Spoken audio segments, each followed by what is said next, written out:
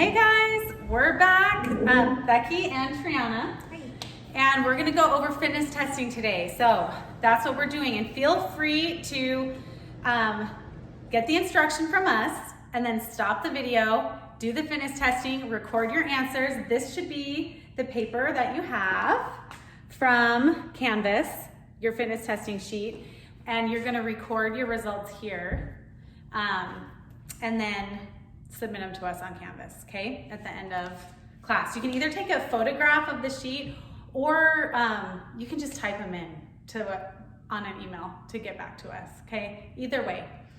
The top of the sheet, I always have you guys fill in 3 fitness goals for the semester. And I feel like setting those goals is really important because it helps motivate you on those days where you don't feel like doing the work, because everybody has those days. Right. So if you're working towards a goal, then that helps motivate us when in the moment we might not feel like doing it, right? So if you can come up with 3 that are like legit meaningful goals to you, and it could be specifically about this class, like I don't want to miss any workouts, like that's a great goal. Or it could be anything that having to do with wellness. I tell my students, maybe it's you want to get 8 hours of sleep a night. Maybe it's you want to drink more water and less Diet Dr. Pepper. That would be one of my goals. Maybe it's more fruits and vegetables or something, but try to make it something concrete that you feel like would help you come to a better balance with health and wellness throughout the course of the semester. One of them would be why you decided to take the class, right? Yeah. What was your main purpose in taking the class? So.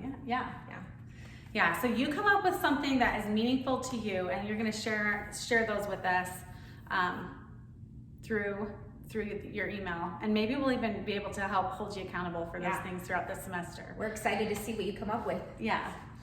All right, so the first test for fitness testing, and the purpose of these assessments are to kind of see where you're at now at the beginning of the semester before we do the training, and be able to compare that to the end of the semester so you can see your progress, because that's such an awesome part of fitness that you can see progress.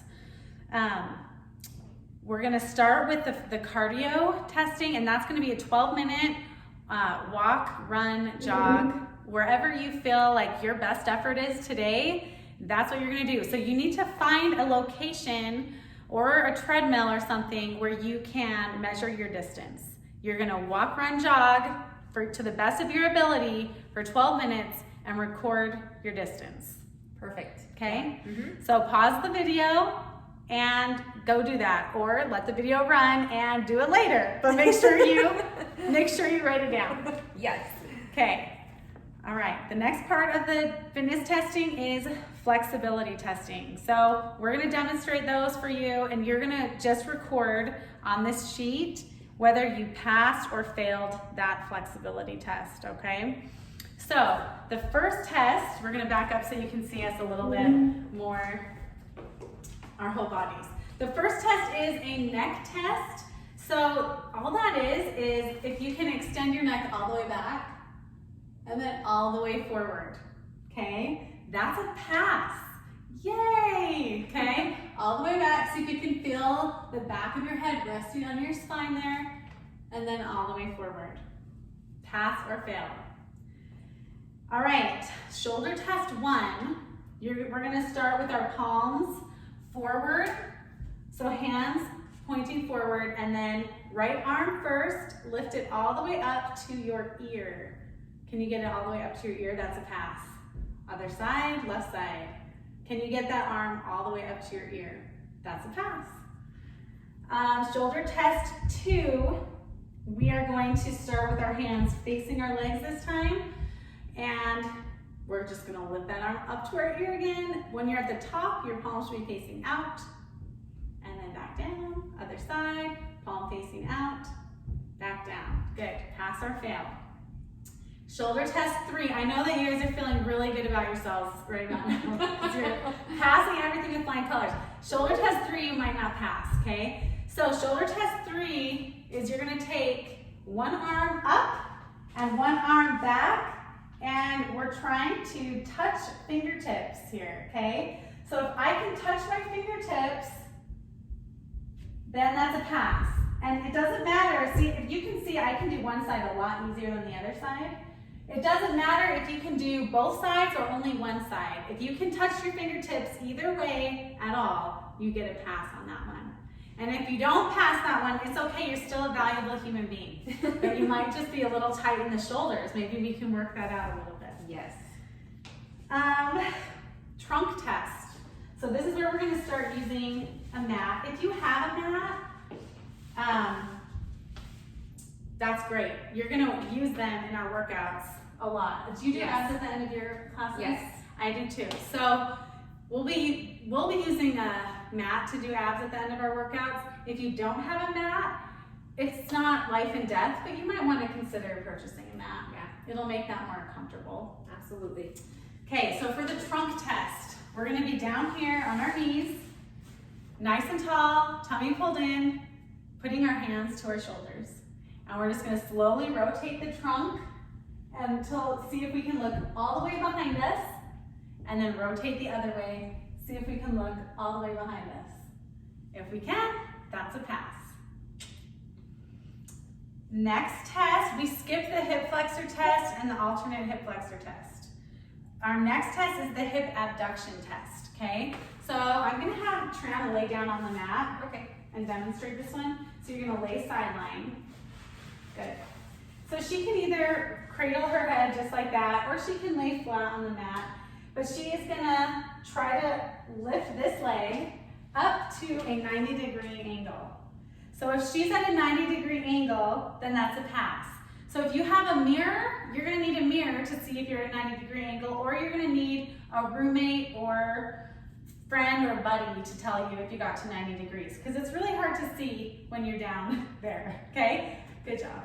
All right, and we'll do that one on both sides. So you flip over, do the other side. Hip abduction. Abduction is when we're moving away from the center line of the body. Just like you're abducted by aliens, yeah? You're moving away. Okay, good job. Next one is the hamstring test. So you're gonna lay flat on your back. And she's gonna lay nice and long, keep one leg down, and she's going to lift the other leg up 90 degrees. Now there's no cheating on this one, no bending this knee. That will make it easier for you to do this, okay? So you can't do that. If she can get to this 90-degree angle, where are your hamstrings? They're right here, okay? The back of this leg. So this is, you can feel that we're stretching the hamstring when we move that leg up. We're testing the flexibility. And then she do the other side. Okay, that's your hamstring test. Good. Now she's gonna flip over onto her belly and do the quadricep test. Now where's your quadriceps? They are the opposite of your hamstrings. They're opposing muscle groups. So these are our quadriceps, okay? So Triana's gonna bend her knees, and if she can, you can go down, you can actually grab your feet. And if she can pull those feet down to where her heels touch her bum, then that's gonna be a pass. If she can't do it, so she'll probably do this. And you can do it one at a time. And so that's actually a good demonstration. Sometimes doing both at the same time isn't gonna work. And maybe one side will reach to the glutes and the other side won't, okay? So on your quadricep test, you wanna take a left side and a right side, okay? And again, this is not saying how fit you are, but it is kind of maybe showing you where in your body you're a little tight right now. So that maybe through the semester we can work on loosening up some of those muscles for you, okay? I for sure know. My quads. Tighten your quads. Yep. Okay, the last flexibility test we're gonna do is our calf test. So Triana's gonna sit really tall out of her hips and stick her feet forward about hip width apart, flex her feet. Okay, actually a little bit closer together. There you go. Okay, so what she's gonna do, all she's gonna do is try and flex these feet to the point where her toes are past a 90-degree angle. Because where are your calves? They're right here, okay? So when we overextend our toes, our foot back, we're stretching through the calf to be able to do that. So you're gonna need an objective perspective again. So have a partner, a mirror, or something that can see the angle here. I can see this is a 90-degree angle and Triana's toes are pointing back this way. So she would have a pass on both feet for this calf test, okay? Those are your flexibility tests. We have 2 more, and these are tests you're going to time yourself on. No, actually, yes, they are. So first is curl-ups. So Trina's gonna sit back into a base position for sit-ups. So feet on the ground, fingertips extended, okay? If you have neck issues or your neck starts to bother you during these curl-ups, your modifier is to put one hand behind the head and leave the other hand extended. So when Trina curls up, I want to see her fingertips move about 3 inches forward and back. That's all. And all she's gonna do is lift her shoulder blades off of the mat. So she's just crunching a little bit. So she's gonna crunch up right to about here. Her shoulder blades are lifted, her chin is nice and tucked, her fingertips have just slid forward about 3 inches, and then she's gonna come right back down.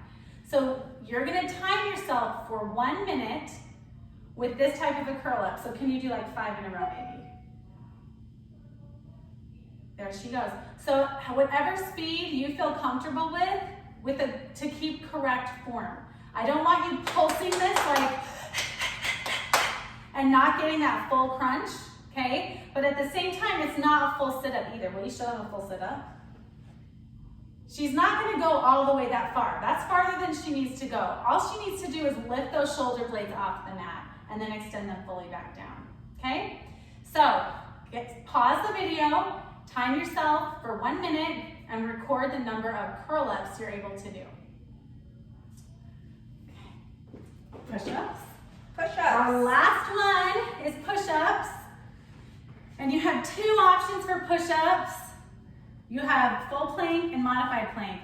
Trina's getting to do all the dirty work in this video. Sorry, Trina. Okay. Okay, so first we're gonna show you a modified push-up. So, because maybe if you haven't been working out regularly, modified might be where you want to start, right? Push-ups are not usually people's favorite. People aren't like, yay, push-ups, typically. So we're gonna start with modified. So you can see Trina's toes are down, she's here at her knees, and I want you to be as close to a straight line from your knees to your shoulders as you can. So she's gonna, if you have a mirror available, you might check the line of your body in the mirror, because we don't want to have a tabletop push-up. Can you push your hips back up? This is not a push-up position, okay? This is, yeah, that's not a push-up. Sorry, ladies, right? She's gonna shift her weight forward and take a nice, strong line from the knees to the shoulders. She's gonna maybe widen her hands a little bit so that when she goes down, her elbows are going out. This is not a tricep push-up. Yeah, perfect. Her tricep push-up, our elbows go back. This is a pectoral push-up where we're getting into our chest. So you want your elbows going out to this side. She wants to make sure she keeps her neck in alignment. Sorry, I'm flipping her hair back. Because that's the biggest error I see in form over and over again, is people want to drop their head and it ruins the whole alignment of the spine. So you want to reach for that floor with your chin. So she's gonna take a push-up down, take it back up, okay? That is 1 push-up. We're not timing these push-ups. We're just doing them until we can't do any more with good form, okay? Once you get to the point where you're doing the worm instead of doing a push-up, then you know that you're done, okay? If you do modified plank, when you send us your results for fitness testing, we want you to write, not modified plank, modified push-up. We want you to write your number that you did and then modified push-up. A full plank push-up is up on your toes. And again, most important thing is to keep that head in alignment. So I have a nice straight line from the top of my head all the way down to my heels. My arms are nice and wide so that my elbows can go out to the side, and I'm reaching with my chin so that this whole piece moves as 1 piece. And there's no wormy, squirmy going on. Really good. As many as you can do. If you do those push-ups, write the number you did, full push-ups. And then you know at the end of the semester, you might not remember. So then you know that you're comparing apples to apples. We'll do sit-ups, we'll do abdominal work and push-ups throughout our workouts. At the end of our classes, we might throw in some toning. You should see improvement in these numbers by the end of the semester if you're consistent.